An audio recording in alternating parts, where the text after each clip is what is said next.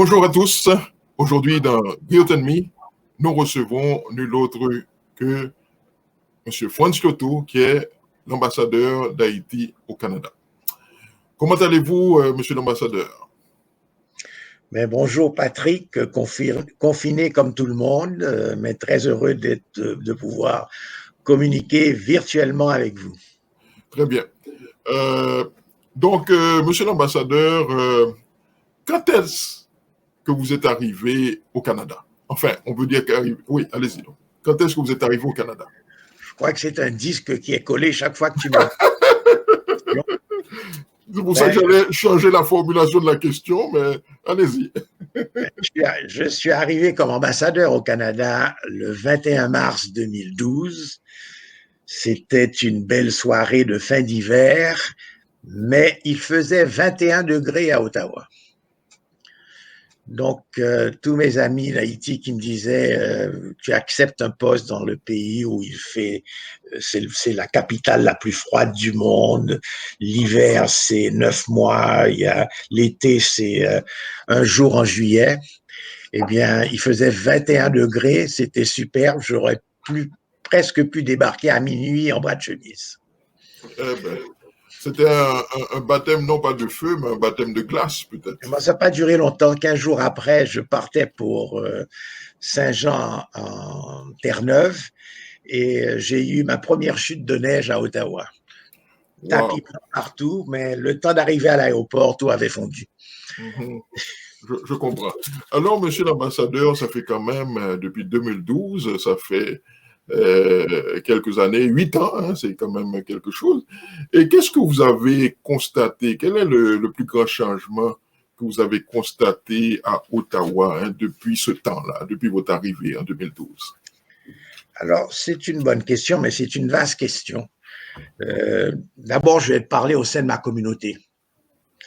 J'avais un des objectifs que je m'étais fixé, c'était de rapprocher l'ambassade, la mission diplomatique haïtienne de sa communauté. Nous avons passé plusieurs décennies dans des relations de confrontation, puisque l'ambassade, à l'époque de la dictature, représentait un pouvoir dictatorial et la diaspora, au Canada comme ailleurs, était en majorité des exilés politiques. Et même après la chute du régime du Valériste en 86, cette attitude a perduré très longtemps à travers le monde, pas simplement au Canada. Et je constatais ça parce que je faisais plusieurs missions en ma qualité de président de chambre de commerce haïtiano-canadienne. Et à chaque fois, je sentais qu'il y avait cette déconnexion de la diaspora avec ses missions consulaires et diplomatiques. Le changement, c'est que, peut-être c'est toi qui devrais faire ce commentaire-là, mais ma perception, c'est que ça a marché. J'ai essayé d'établir des contacts, j'ai fait un recensement de tout ce qu'il y avait comme association socio-professionnelle dans la région ici à Ottawa. J'ai même un répertoire à travers le Canada des différentes associations. Et les 2 premières années, je me suis fait un devoir de rencontrer tous ceux qui m'invitaient. Et voilà. Donc, peut-être c'est à moi de te poser la question. Est-ce que cette perception est correcte ou pas?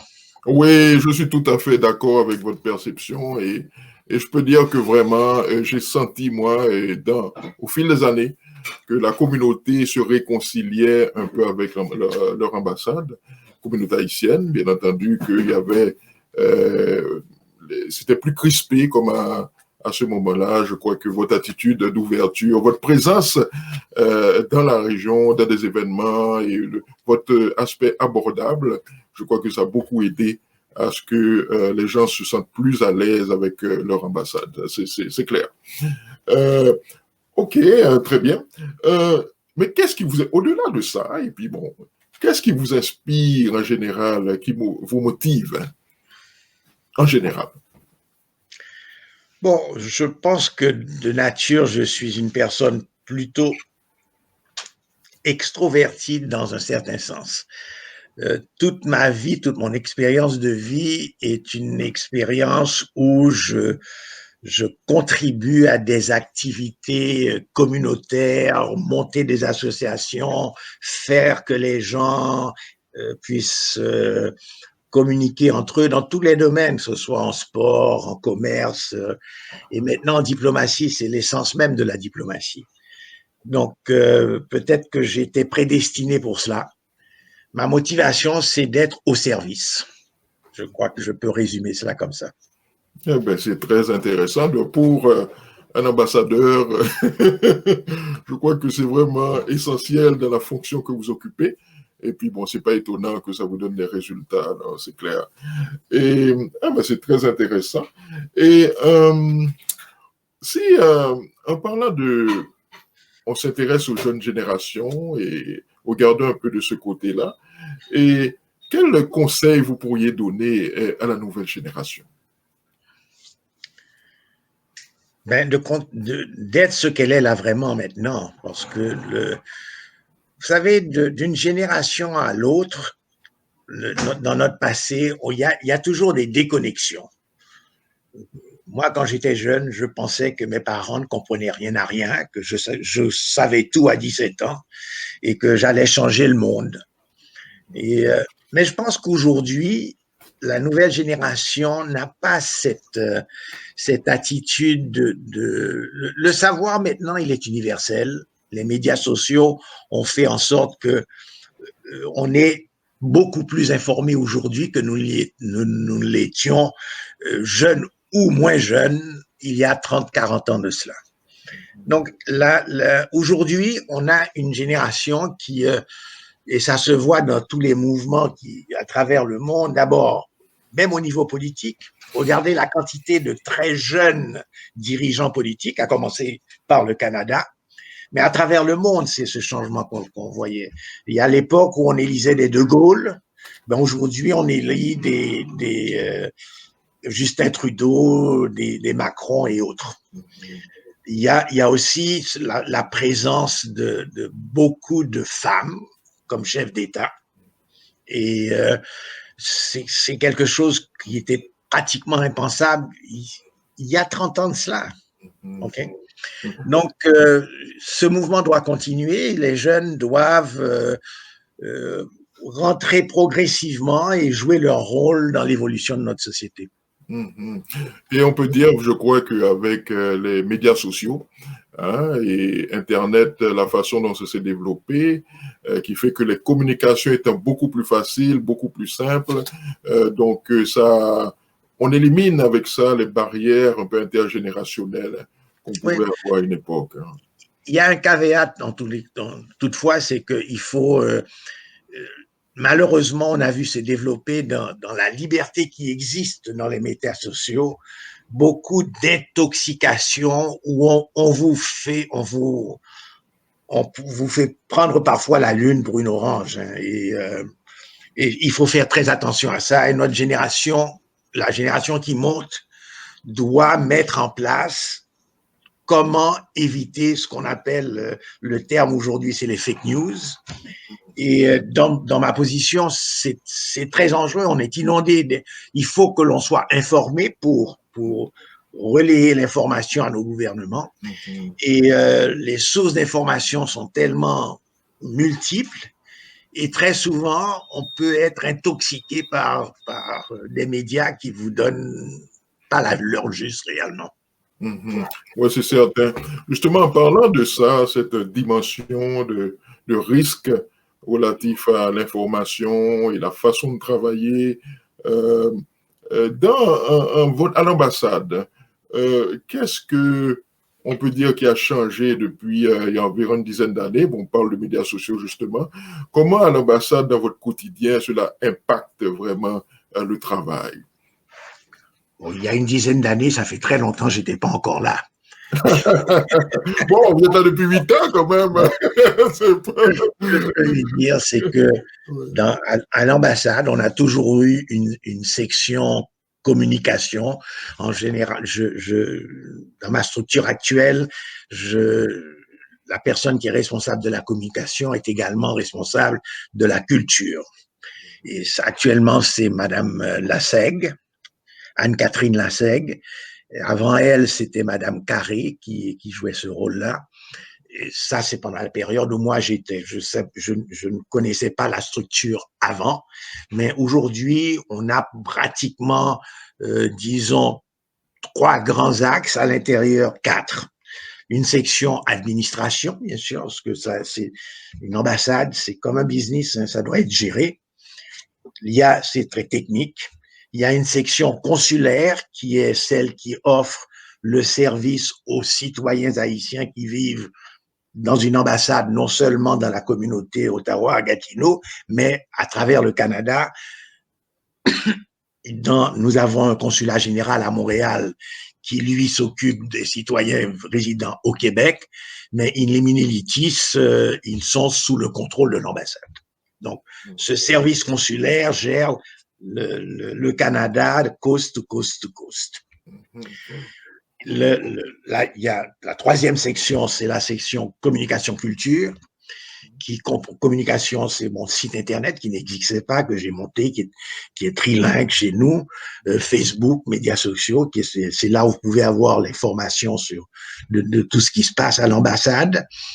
On a une section très importante, c'est la gestion de ce qu'on appelle pour le Québec les bourses d'exonération de droits de scolarité. Et ça demande beaucoup de travail. Et il y a une personne qui est responsable de ça sous la supervision de Madame Lassègue. Et puis, il y a une section économique que je dirige en général et qui s'occupe des relations, la promotion des relations commerciales, etc. Voilà. Ça me permet, cette dernière information, de rappeler que vous êtes un ancien homme d'affaires en Haïti et que vous aviez été à une époque même président de la Chambre de commerce haïtiano-canadienne. Hein, donc, c'est que vous occupiez de ce chapitre-là à l'ambassade, c'est pas étonnant. Oui, mais il n'y a pas que pour la diplomatie aujourd'hui, même si à la base, il y a les 4 fonctions du diplomate. Hein. Le premier, c'est la première, la représentation de son pays. Tu es là en représentant du chef d'État, du président de la République. Il y a une fonction d'information, parce que tu dois informer à travers ton ministère de tout ce qui se passe dans le pays où tu es accrédité.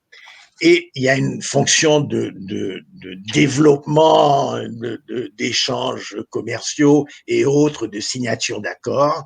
Et 4e fonction, qui est aussi importante, c'est protéger vos concitoyens qui vivent dans le pays qui vous accrédite. Donc, l'aspect développement de relations commerciales a pris le dessus à travers le monde dans toutes les missions diplomatiques. C'est là où il y a normalement le plus grand nombre de personnel.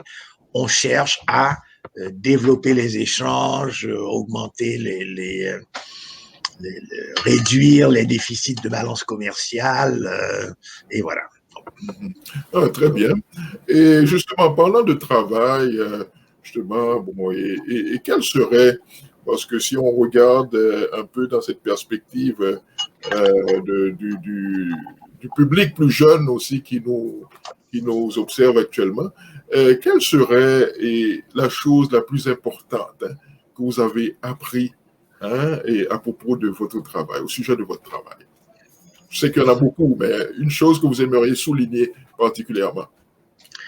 Savoir rester humble. Je crois que c'est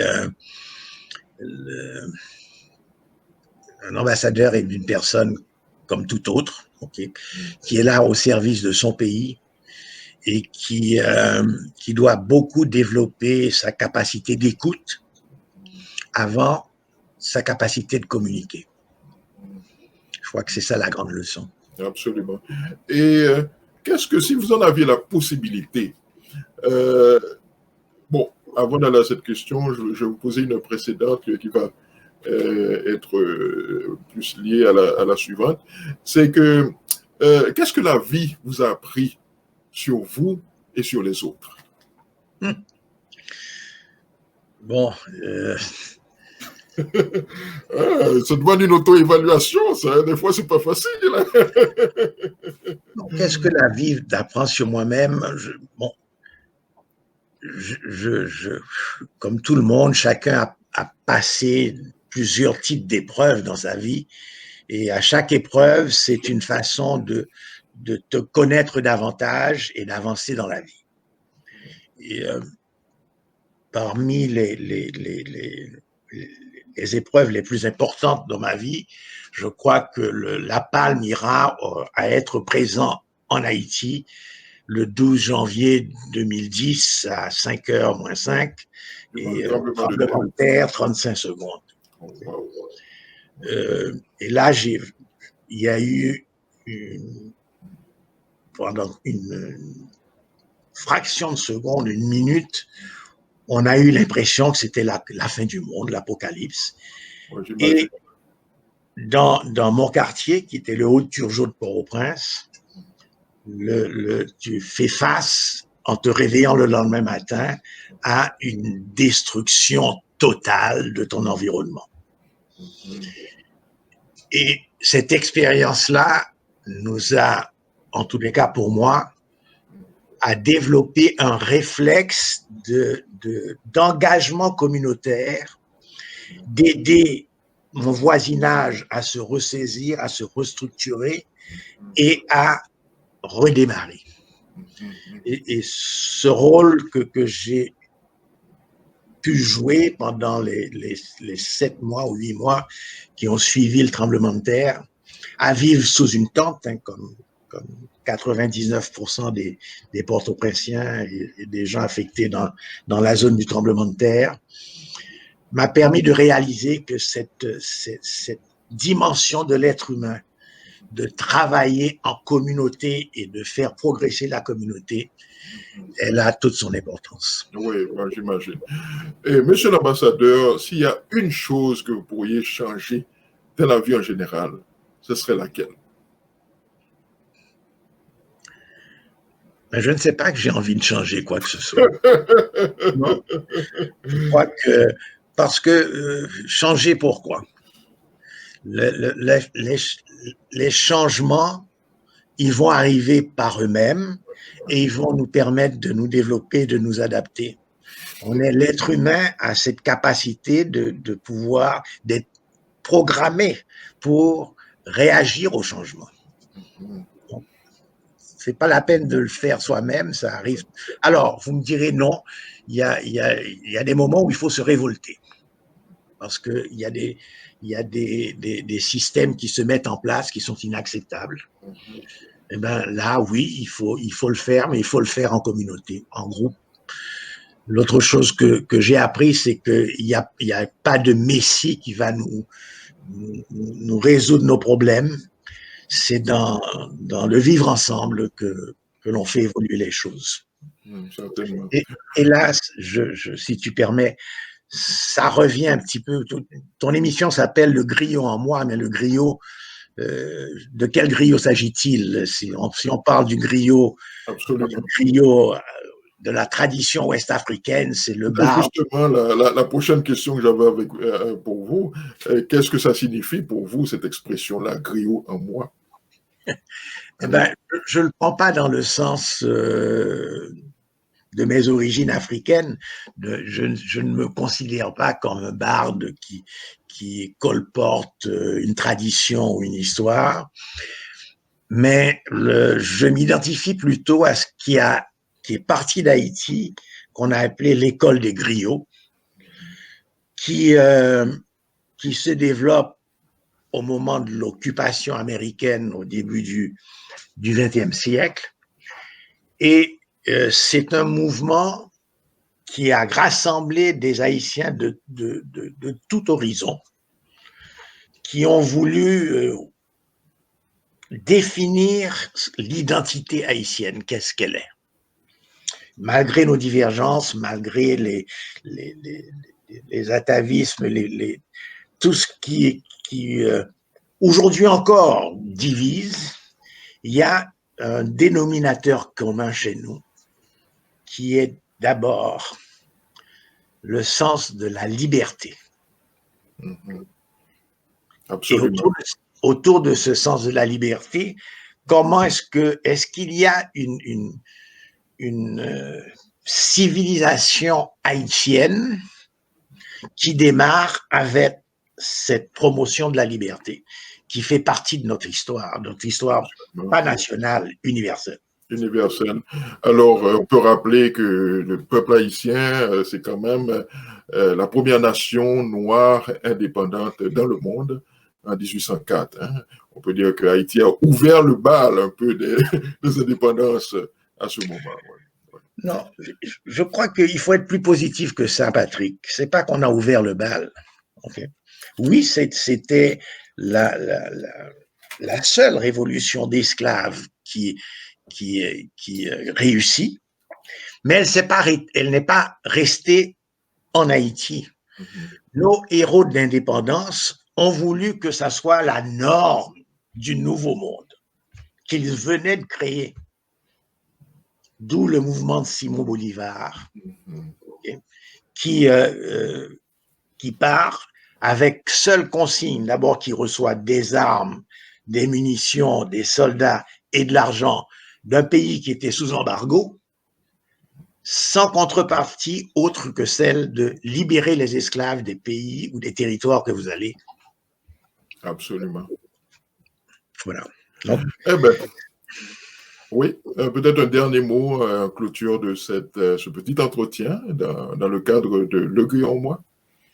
Eh bien, le Gris en moi, c'est justement celui qui rêve que l'on puisse un jour être fier de cet héritage de l'histoire haïtienne et que on arrive à aller au-delà de nos différences, de tout ce qui nous divise, pour voir qu'on a un pays dont on peut être fier et qu'il est grand temps qu'il renaisse de ses cendres.